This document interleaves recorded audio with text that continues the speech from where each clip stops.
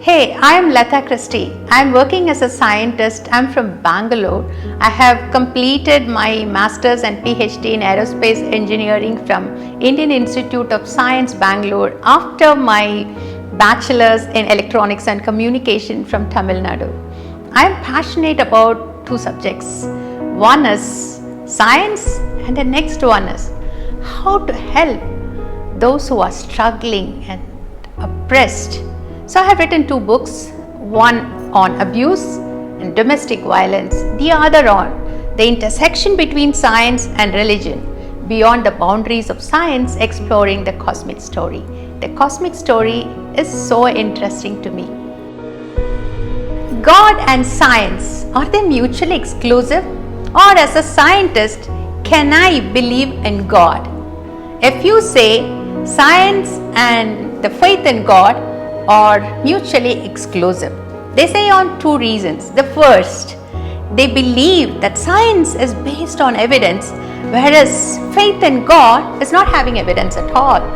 But the Christian faith, what we believe, is based on evidence. It's rational because the God we worship is real. He is good and He is worthy of our confidence. The second reason they say that God and science are mutually exclusive, it's because they believe that today's miracle is tomorrow's technology. What do I mean by that? Today might be some of the things that we think that as the act of God or supernatural may be covered by tomorrow's technology. So the God that is introduced into the gap of the scientific knowledge is later closed because of the advance in science. So that's what their argument.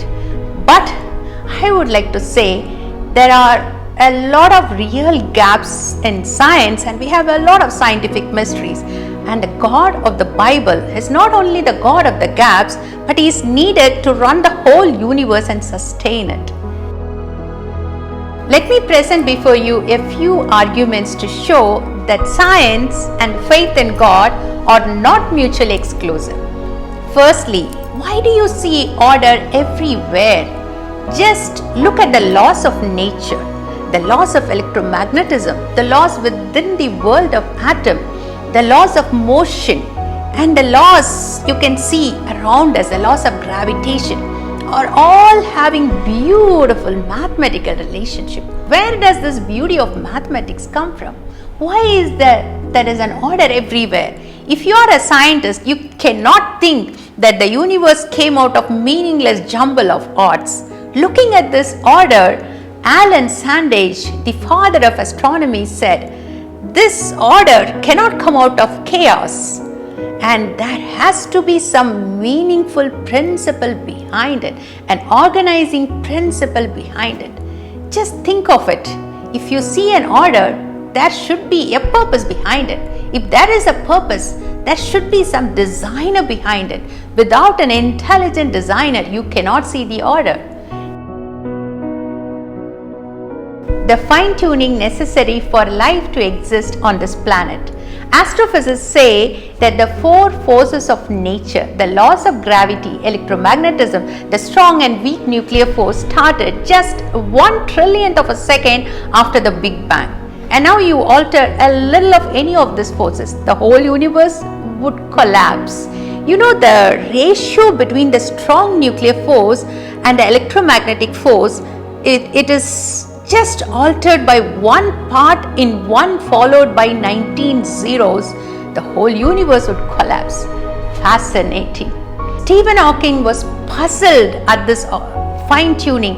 He said, why did the universe expand at nearly this critical rate of expansion that even now, 10,000 million years later, it's still expanding at the same critical rate? If the rate of expansion of the universe is just changed by one part in 1/quintillion, the whole universe would have collapsed instead of expanding. Fred Hoyle, looking at this order, his atheism was shaken. This fine-tuning, he was wondering, he said that a super intellect has monkeyed with physics, chemistry and biology.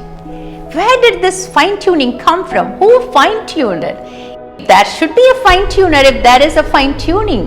So this is my another argument.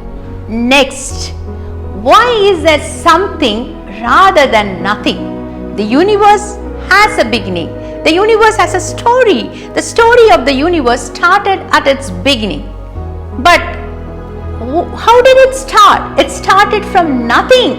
And do we have any clue about this story? No. Until a few billionth of a second after the Big Bang, no one knows how the universe started. Stephen Hawking and Einstein and many other scientists were trying to unify these four fundamental forces to find what happened at the beginning. But all of them died without finding this theory of everything. Stephen Hawking even was astonished, and he said, even if there is one unified theory, what is that breathes fire into this equation and make them to explain this universe? Yes, what is that breathes fire? Can you imagine? If there is an effect, there should be a cause. So who is the cause of the universe? The cause cannot be part of the universe. The cause has to be transcended beyond space, time and matter. And now you come to the first chapter of Genesis. In the beginning, God created heaven and earth. How did chemistry become biology? How did the first cell came into existence? Scientists like Miller and Urey in 1952 tried to make the impossible. They tried to create a single cell and they found it impossible. Even a tiny little cell cannot form on its own, even you give it billions and billions of years. What is that brought the first cell into existence? Scientists are now thinking might be from space. Somebody has brought the first cell, and from that the whole living organisms came into existence. They have found around 5,000 exoplanets, the planets that revolve around their own suns, but till now no life has been found. Even if there is life somewhere in the space out, who formed that life? Who brought that life into existence? The question is shifting the question one step backward. So there is no answer. Who started the first life? Who brought biology from chemistry? Nobody can do. So this points to an intelligent creator. Next, I would like to talk about the ordered code of DNA. In 1953, James Watson and Francis Crick got the Nobel Prize because they could crack the code of DNA. They found that it is a double helix structure of DNA that consists of the 4-lettered code ATGC. And this deciphering the code of DNA brought the beautiful field of molecular biology, transforming the nature of science, ethics and many things else. Because DNA, the complexity of DNA transcends the realm of science and enter into the miraculous. You know why? DNA is not just a molecular code. It is a language. It is so beautifully complicated. This complexity is not born out of randomness, but it is sophisticated. Looking at the page of this DNA, you can see the mind of God. That's what scientists say. If you want to read the code of DNA, you need around 31 years to read. You know, this DNA contains the information of who you are, how you are made of. In every cell of your body, you have this 3 billion letters of DNA. So you have multiple copies of this 3 billion letters in each cells of your body. Imagine so much information. It's much more than the Encyclopedia Britannica. So how did this information come from? Where did this information come from? If you want to create information, you need a person, you need someone to create. It cannot come on its own. Matter cannot produce information. So where did this information come from? How did this DNA come from? So all these things points to a purposeful designer. Next, the argument of consciousness. Richard Dawkins says that we are just survival missions, surviving to propagate the DNA. DNA neither knows nor cares. We just dance to its music. And so we are just existing to propagate the selfish molecules called genes.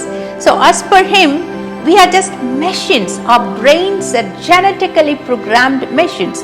So is it true, this materialistic aspect, that everything is just material, our mind is just material? Is it true? David Chalmers, when he found the subjective nature of our consciousness, of our brain, of our thoughts, he called it as heart problem. Why it's a heart problem? Because no science could explain why do we have the subjective nature, where do these emotions come from, why do we love beauty, why do we love at all. So all these subjective experience are not just from brain, it is not just material. So where did this consciousness come from?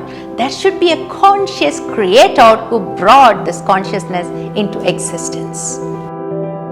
So the order of the universe, the fine tuning of the universe, the beautiful nature of the things that we see around us. Why is there something rather than nothing? The complexity of DNA, the origin of first cell, the origin of consciousness, the origin of information, everything points to an intelligent designer, a creator. So science is not different from faith in God. Both has to go through. God has two channels. One, he is disclosing through nature. Science is the study of nature. The second way is disclosing himself through the Bible. So these two are, one is general revelation and one is special revelation, and both these things God wanted to reveal himself to us, and that is a God we serve. So science and faith in God are not mutually exclusive.